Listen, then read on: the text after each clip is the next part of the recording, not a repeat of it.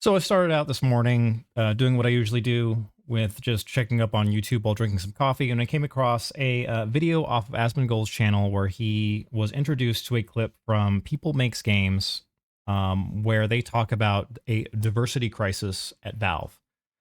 I went through watching it. I think it does a great job at highlighting some of the ways that a company could and should get rid of a lot of activists in their ranks. So what I would like to do for this video is go over it and talk about kind of why they do it, why it's good, how like why other companies should be doing it. So start off, my name's Ojiro. I've been a game developer for a bit over 15 years. If you're new to the channel, welcome. If you've been here before, welcome back. I hope your New Year's going great. So let's get right into it. So we have an individual that we're going to go over here by the name of Chris Bratt. I got my video up here today because there's some stuff on the bottom I need to show for the video. So he is a reporter. That's all. It's just your average game reporter. And for this particular video that he made, granted, this is like a year ago. This is from early 2023. So I guess, shoot, that's coming up on 2 years ago. But I didn't know this even existed. This is something that came out pretty recently. However, because it's so old, we have the ability to look at this kind of narrative that was pushed here versus what's happened in basically the last 2 years. So let's just get straight into it. I'm going to be stopping the video periodically just to talk about my observations on things. So let me put these guys on so I can actually hear. All right, here we go. Doot and doot. Multiple interviewees that we spoke to described the company as having an enormous lack of diversity, even by games industry standards. Valve is, I'm told, extremely white and extremely male. I feel like they've passed a critical mark. It used to be that there were maybe 10 or 15% women in the development teams, so nobody was usually the only woman in the room. But definitely now, I think they've dipped below that point. Valve's I do want to say, as a general rule of thumb, it's good to have a certain amount of male to female diversity. I worked at one place where we had 3 females and we had like 150 males. And it was an extremely toxic work environment because we had a lot of new graduates from college that were coming in and treated it like a frat house. That ends up being kind of like a hotbed for where you're asking for a lawsuit if you let your juniors that are like fresh out of college talk like this. However, in the case of Valve, they generally only hire very senior people, which they're going to get into soon. I don't think this is going to be as big of an issue with Valve. And I mean, even the people talk about it here. So we'll keep going now. Sorry. structure is what makes it difficult to gain momentum on anything where the value add isn't immediately obvious to certain people, though. And that certainly includes any project where the word diversity is mentioned. Okay. If you are a company, ultimately your goal is to make money. So what this individual here, that was a current Valve employee. I know it says former on the screen, but I paused it too late. That was a current Valve employee as of January 2023 that was insisting, oh, well, if I don't come forward and say I'm going to make money for the company by doing a thing, I don't have that treated seriously. And in the case of saying, hey, I want diversity. Now, this concept that has been pushed, where people are saying, I need you to hire based on someone's skin color instead of the merit of the individual, it's illegal. You cannot do that. If you are hiring people and you're saying, well, I'm not going to hire like a white person or like an Asian person because I need them to be of these other demographics, that's discriminating against those people. You can't do that. So in the case of this, you have a current Valve employee that's saying, and this is from, this video was posted early 2023. I imagine all of this reporting happened in like mid to late 2022, where you still had a height of a lot of push for DEI into companies and saying, you need to do these certain things or people are going to cancel you online. Because that was the big issue for these companies, right? They were like, well, if you don't do what we want you to do, you're going to get canceled and we're going to call you names. So this is a case where you had a Valve employee that was saying, do you know what was going to be a big value add to the company? Racism. And then when the people above are like, yeah, we're not going to do that, which is the appropriate response. Like if someone comes in and says, I want you to enact my brand of activism, it doesn't matter what brand of activism that is, you say no. It is not anyone's right to have a company adopt their particular brand of activism, and setting up a pipeline where you are getting individuals into the company that are like, well, once you get in here, they'll just kind of let you push whatever you want.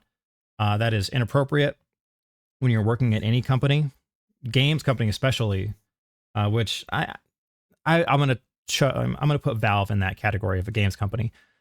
You are building products for a consumer. They are the most important part. So you follow all the rules that you have to run a company, which is including like don't discriminate. Like that's a pretty simple thing. And you provide a good product to the consumer. All right, we're gonna go a little further. I just that always blows my mind when people are like, "Oh, you have to do the diversity part. It's going to fix everything." And it's like foundationally, they're like, well, "You should introduce reverse racism," which is just racism. I think it's one of the dumbest things in the world. All right, moving on. A lot of contractors are female. That's not very unusual. The lower down the ladder you go, the more quote-unquote diverse it becomes. And the higher up you go, the whiter and male it becomes. While I was there was never more than one female programmer at the company. It was also pointed out to me that although certain parts of the company are staffed predominantly by women, like HR and finance, which are much more clearly defined roles, those people, because they're clearly defined roles, have less freedom to move between projects or change their role entirely, as say. If you get hired as HR or finance or whatever, that is going to be your role. This idea that you should be able to just be able to laterally move around is pretty absurd. I think that expectation for any company is kind of unrealistic. Generally, for a lot of companies, if you want to switch roles, you have to interview for that role. So if I've been working in HR for 5 years and I'm like, you know what, I want to switch to a different department and work under that, my resume needs to support saying, hey, I can work in this role.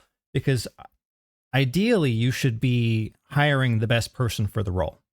So if I've got someone in HR that's like, well, I want to move to finance, and then I have someone with 5 years of finance experience, I'm going to hire the person with 5 years of finance experience instead of the person with 5 years of HR experience. It's pretty straightforward, cut and dry. So I think this whole argument of like, oh, you can't, they don't let you move around it's dumb. Another thing where he's like, oh, there's only like one female programmer at a time.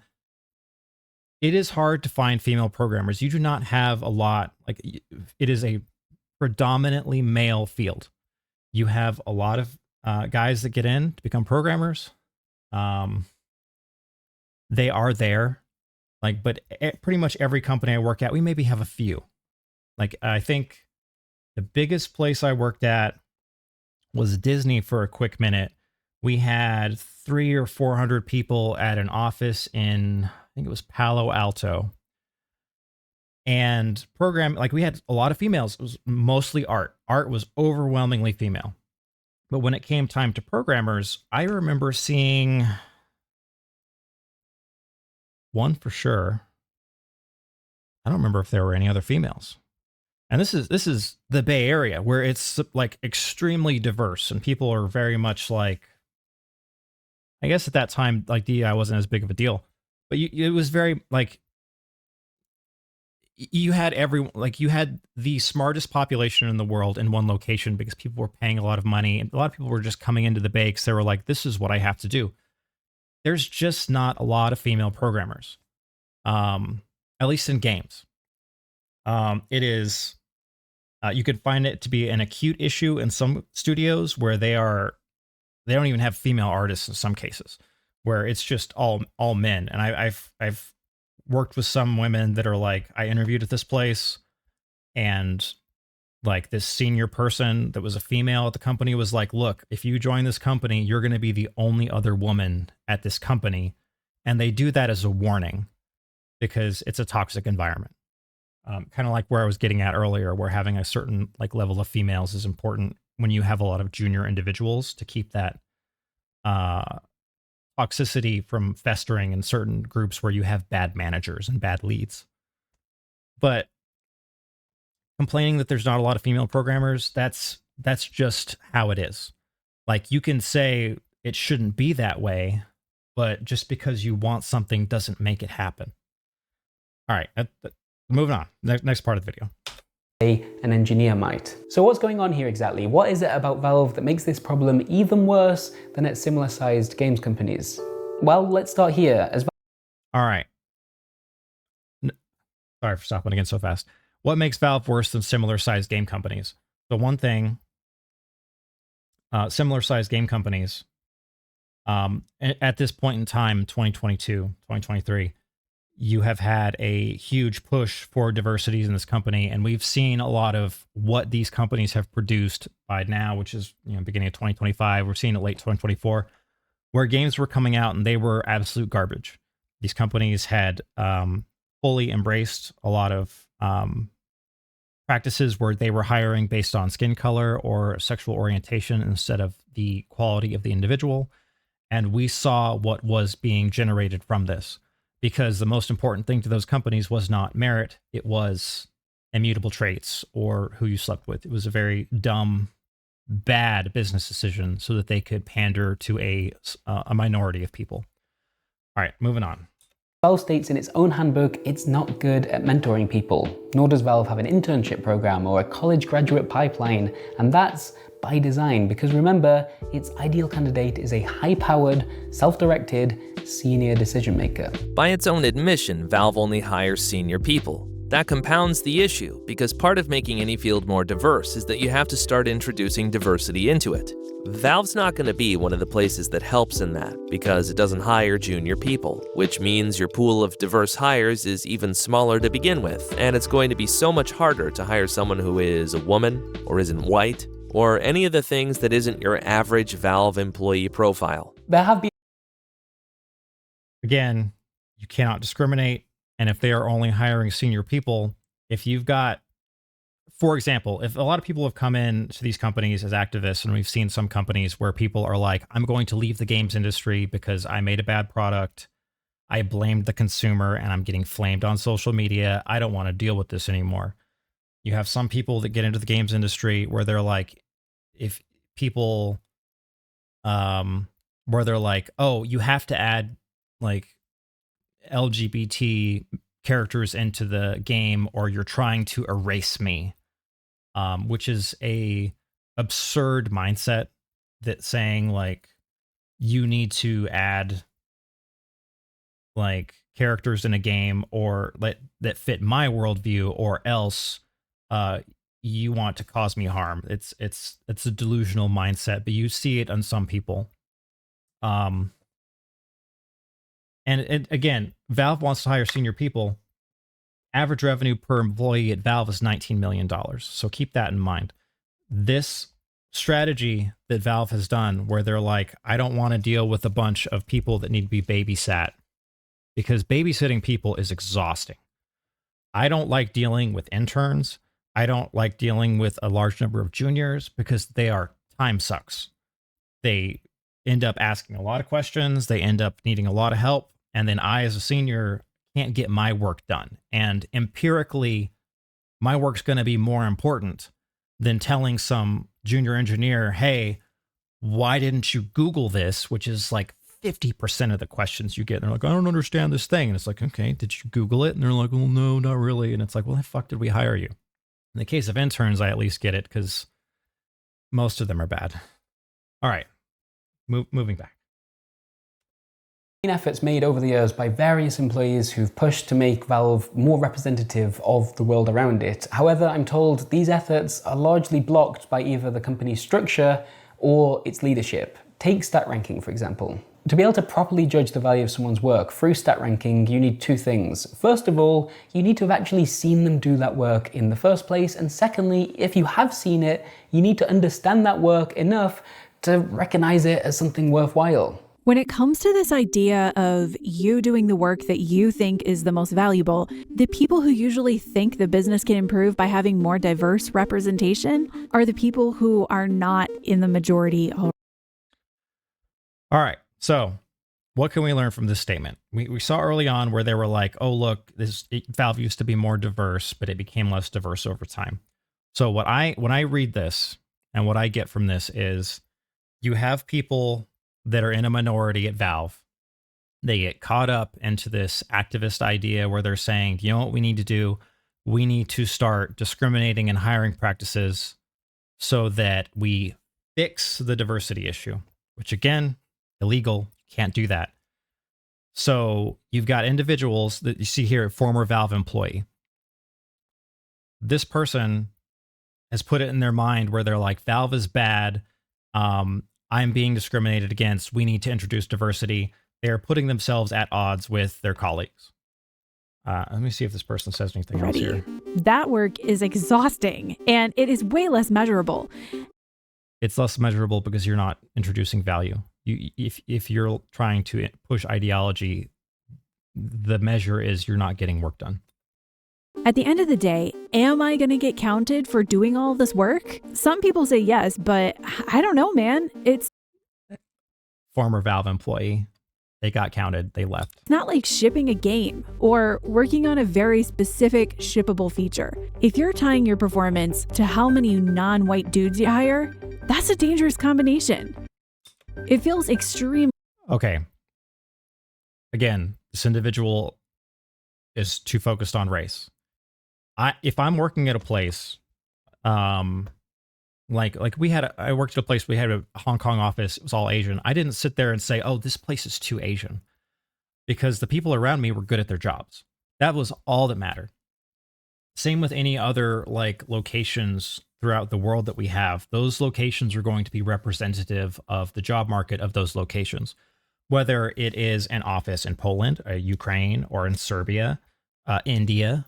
Like, that is just how it is. It should be representative of who the best people are for that particular location with that job market. The moment you start saying, oh, what was this thing that this individual said? At the end of the day, am I going to get counted for doing all this work? Some people say yes, but I don't know, man. It's not like shipping a game or... Quick pivot real fast. At any game company you work at, you want to work on a successful game. I would say it's probably the case with outside of games where you're like, as well, I want to work on a product that's successful. It's just good. You want to work on something successful. working on a very specific shippable feature. If you're tying your performance to how... Yeah, it's good this person's a former Valve employee. This is inappropriate. If you're measuring, like, again, this is bad. If you got a place where you're like, look, we only hire the best, you're going to hire the best, period. And if you're going to get butthurt over the color of people's skin, it's bad. What this person's saying is like, it doesn't matter what they're saying. They're idiots. How many non-white dudes you hire? That's a dangerous combination. It feels extremely insurmountable. There was never any sort of anti-bias training or even preamble to the process of ranking people from different backgrounds to you. In the end, I will add here, for the anti-bias training, I've actually never been in an anti-bias training. This is a relatively new thing. Generally, we only do in the games industry, not place to place. So I maybe it's not quite the case anymore. But generally, we all get the same training where we do the do not discriminate against people training.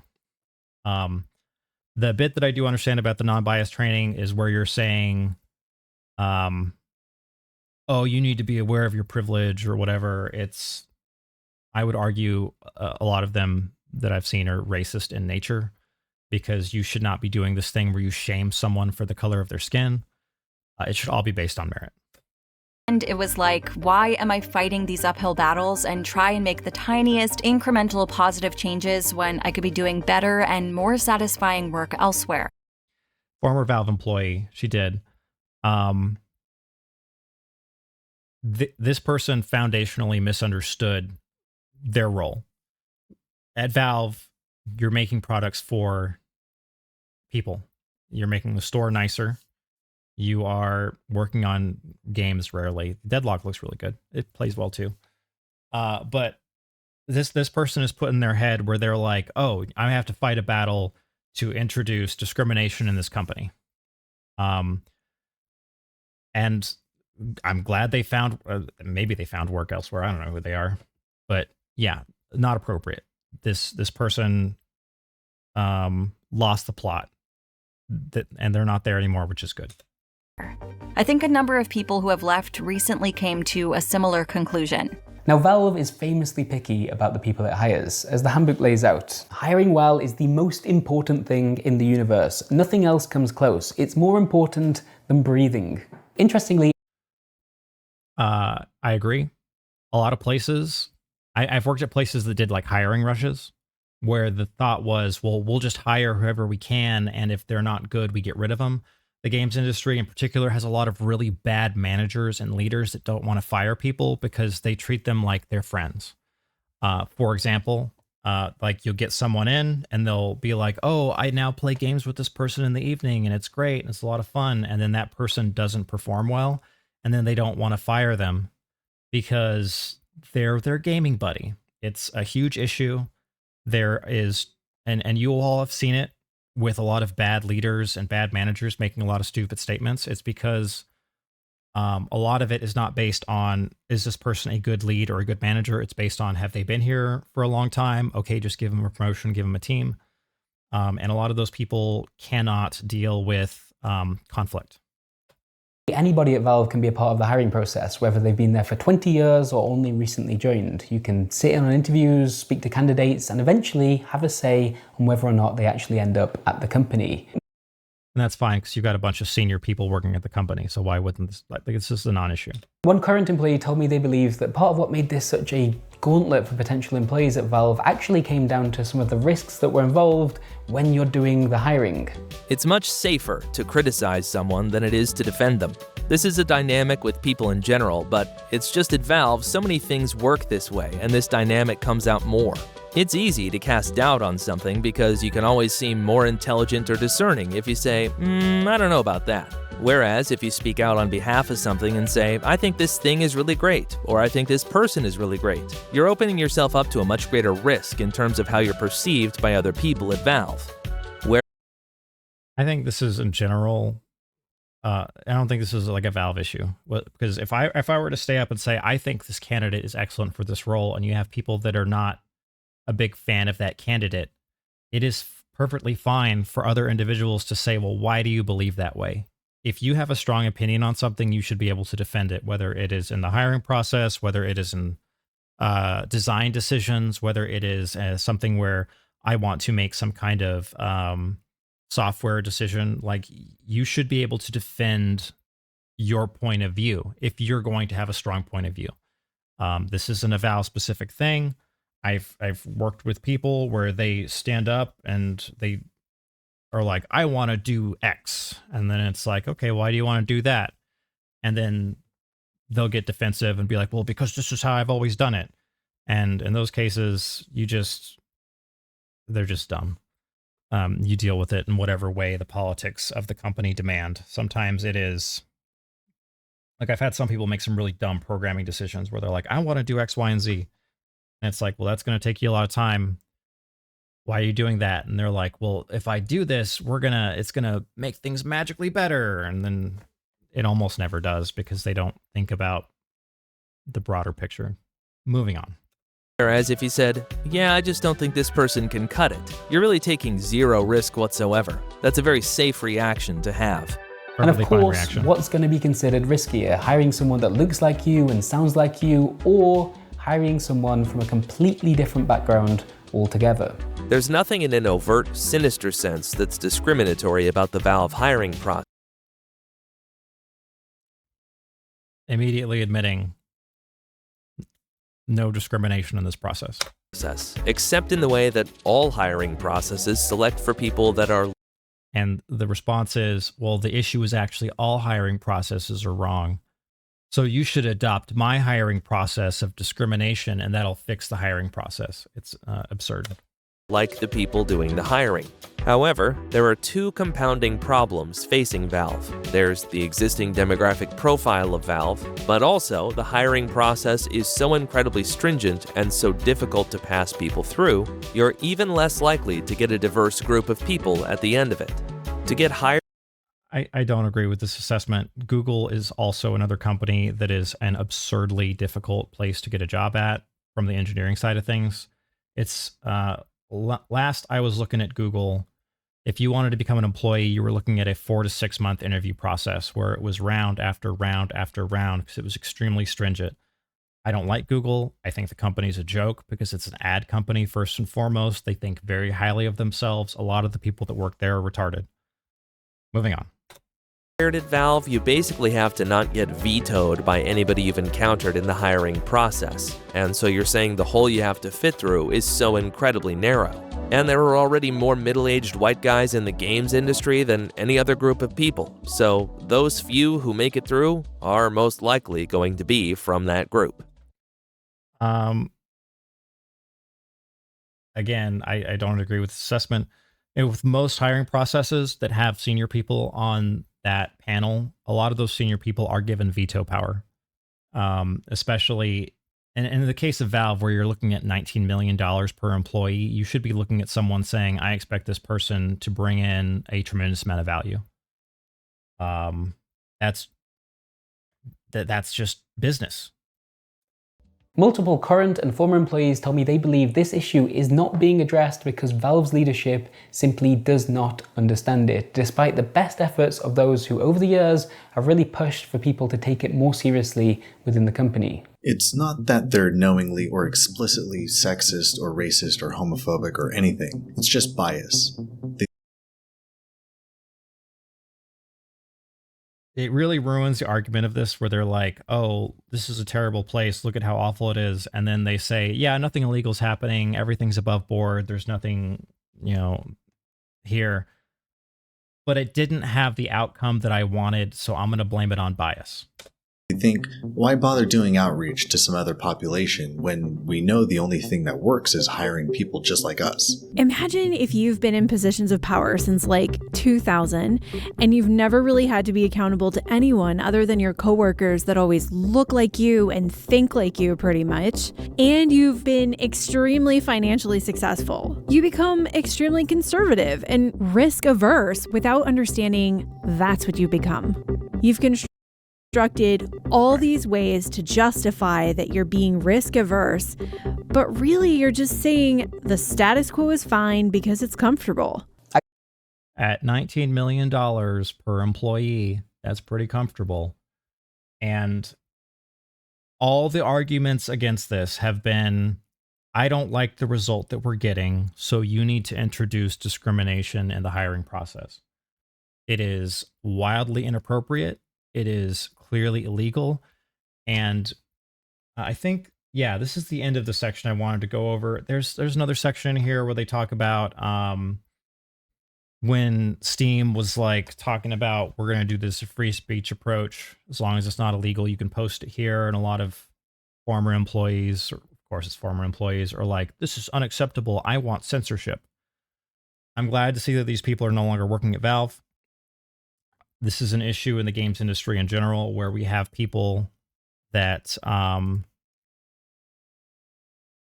they're putting their personal beliefs and opinions above that of making a good product for the consumer or the customer. In the case of Valve, it's generally the customer, like pretty much everyone's paying. I use consumer because we have a lot of free-to-play games where people will consume the game but not pay, and the goal is to convert them to a paying customer. But this... In the 2 years since this video has come out, we now have a tremendous number of businesses that have adopted what these individuals are saying is a problem at Valve, where they're like, it's not diverse enough. They have fully adopted these processes. They are at risk of having the new administration of the United States sue them for violating the Civil Rights Act, which is a federal law saying you cannot discriminate in the hiring process. You have a lot of discrimination based on raises. You have discrimination based on promotions, based on the color of people's skin. We have issues where games are just awful. They do not sell. Tremendous amount of layoffs. Since this video had come out, 25,000 layoffs in the games industry. And a lot of that comes from, some of it's corporate greed with like pushing for the live service games, but then you also have the individuals that put their activism above making a good product. So they're coming out with garbage that consumers say they don't want, and their response is to look at gamers and say, you all are fill in the blank, racist or bigots or whatever name they want to call you. Yeah, I'm glad Valve stood their ground, stayed on merit. I know this is a really old video to react to. I just came across it now.